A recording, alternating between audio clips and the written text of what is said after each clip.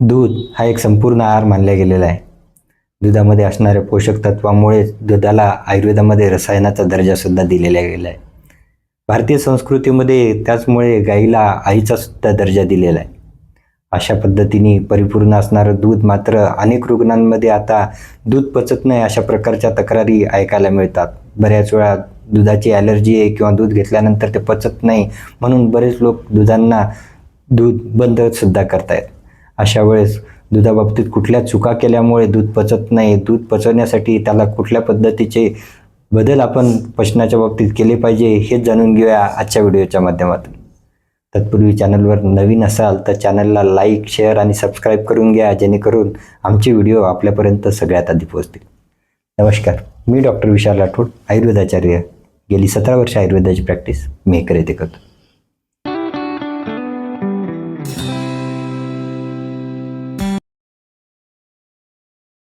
दूध हे रसधातूंनी परिपूर्ण असतं. शरीरामध्ये मधुर रसाचं म्हणजे गोड चवीचं, आम्ल गुणधर्माचं असणारं दूध हे कुठल्याही प्रकारची शरीरामध्ये असणारी झीज भरून काढण्यासाठी अतिशय उपयुक्त ठरतं. त्यामुळे आजारपणासारख्या अवस्था असतील किंवा आईच्या दुधानंतर पचनाच्या परिपूर्ण होण्यासाठी आणि शरीरामधलं पोषण होण्यासाठी बऱ्याच वेळा गाईचं दूध देण्याची प्रथा ही पिढ्यानपिढ्या चालत आलेली आहे. अगदी शेवटच्या घटकांवर लागलेल्या रुग्णाला सुद्धा दुधावरतीच ठेवल्या जायचं. असं सर्व दुधाचं महत्त्व असताना बऱ्याच वेळा काही चुकांचा परिणाम म्हणून दूध पचणं आता बऱ्याच लोकांमध्ये दूध न पचण्याला कारणीभूत ठरत आहे. लॅक्टोज इंटॉलरन्स सारखा प्रकार मोठ्या प्रमाणात आज जाणवत आहे. अशा वेळेस दुधाच्या बाबतीत केल्या जाणाऱ्या महत्त्वपूर्ण 4 चुकांचा परिणाम म्हणून आज दूध पचायला बऱ्याच लोकांमध्ये कठीण झालेलं आहे. यामध्ये सगळ्यात महत्त्वाचा करणारा पहिला घटक म्हणजे दूध पिण्याच्या चुकीच्या वेळा. हो, बऱ्याच वेळा दूध हे बलवर्धक आहे, पोषक आहे म्हणून बऱ्याच मोठ्या प्रमाणात नाश्त्यामध्ये, आहारामध्ये, जेवणानंतर लगेच किंवा ॲसिडिक कंडिशन वाढलेली आहे म्हणून रात्री झोपताना कुठल्याही वेळेला दूध घेण्याची सवय बऱ्याच लोकांमध्ये असते. परंतु दूध हे रसधातूंनी परिपूर्ण असतं. त्यामुळे सकाळी कुठल्याही व्यक्तींमध्ये ज्यांच्यामध्ये व्यायाम करण्याची सवय, अशा व्यक्तींनी रसायन काळाला म्हणजे सूर्योदयाच्या वेळेला दूध घेणं अतिशय उपयुक्त ठरतं. साधारणतः दुसरी दुधाच्या बाबतीत चूक केली जाते ती म्हणजे जेवणानंतर लगेच दूध घेणं.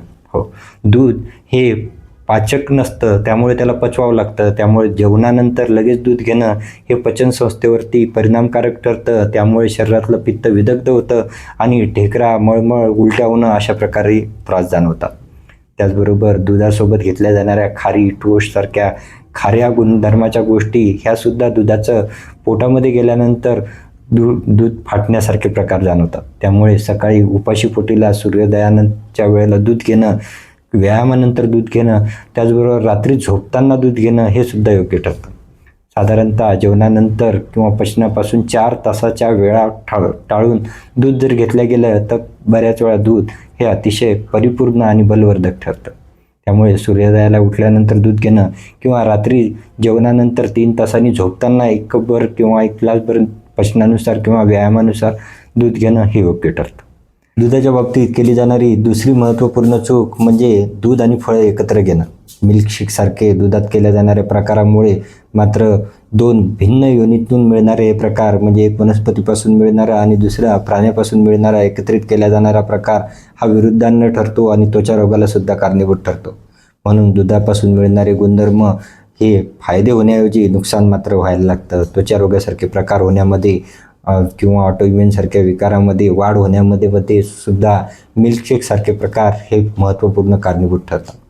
म्हणून विरुद्धांनाचे प्रकार टाळावे म्हणून दूध आणि फळं एकत्र करणं किंवा दुधामध्ये प्रोटीन किंवा बोर्नव्हिटा वगैरे इतर प्रकार हे दुधाची चव बदलत असतील तरी शरीरामध्ये मिळणारे त्याचे गुणधर्म मात्र बदलतात. त्याचबरोबर दूध कशा पद्धतीचं घेतलं पाहिजे. दूध हे तापवून थंड केलेलं किंवा कोष्ण स्वरूपाचंच घेतलं पाहिजे. शरीरामध्ये दूध घेताना ते तापवल्यानंतर शरीरामधला अग्नी, त्याचा पचनासाठी लागणारा अग्नी हे मिळायला योग्य ठरतो. दूध पचायला थोडंसं हलकं होतं. शरीरामध्ये कफ गुणधर्म बिघडायला सुद्धा ते कारणीभूत ठरत नाही. त्यामुळे गरम करून थंड केलेलं कोष्ण स्वरूपाचं केवळ इलायची किंवा त्यामध्ये थोड्या प्रमाणात साखर अशा पद्धतीने बनवलेलं दूध गरम स्वरूपात रात्रीच्या वेळेला किंवा सकाळच्या वेळेला घेणं जास्त उपयुक्त ठरतं. डीप फ्रीज केलेलं दूध हे मात्र शरीरामध्ये कफ वाढीला किंवा शरीरामध्ये असणाऱ्या कुठल्याही प्रकारच्या अस्थमॅटिक कंडिशन किंवा शरीरामध्ये वाढणारे अवरोध वाढवायला कारणीभूत ठरतं, पचायला जड ठरतं. त्यामुळे डीप फ्रीज केलेलं दूधसुद्धा टाळणं आवश्यक ठरतं. आता बऱ्याच वेळा लॅक्टोज इंटॉलरन्सचा परिणाम म्हणून बऱ्याच लोकांमध्ये दूध पचत नाही, तर अशा व्यक्तींनी मात्र एका युक्तीने या दुधाला पचवण्यासाठी म्हणून एक प्रकार करणं योग्य ठरतं. त्यातला पहिला प्रकार म्हणजे त्याला सुंठीने सिद्ध करणं. सुंठी ही शरीरामध्ये पाचनाचे गुणधर्म, सेलच्या परमेबिलिटीमध्ये इम्प्रूव्ह करणारे ठरत असतात. त्यामुळे अशा वेळेस सुंठी 2 चिमूट घेऊन त्यामध्ये 20 ते 30 ml दूध सिद्ध करावं आणि ते 30 ml पर्यंत सिद्ध केलेलं दूध रोज हळूहळू कमी प्रमाणामध्ये सुरू करून हळूहळू त्याची मात्रा वाढवत न्यावी.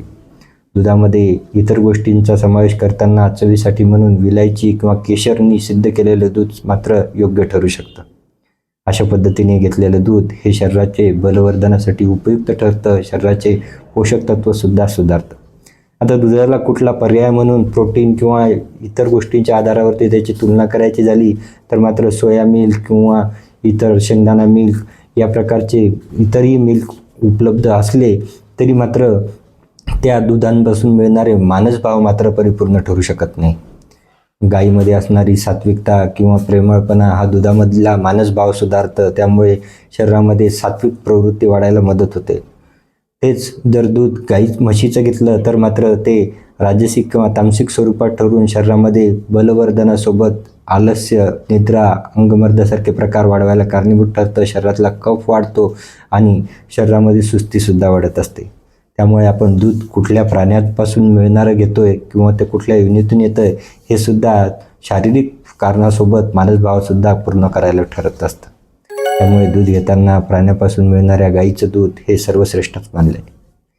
आता दुधाबाबतीत हा सर्व विचार केल्यानंतर मात्र एक गोष्ट नक्की केली पाहिजे, ती म्हणजे दुधापासून पोषक तत्व मिळवण्यासाठी म्हणून ह्या महत्त्वपूर्ण 4 चुका टाळल्या पाहिजे.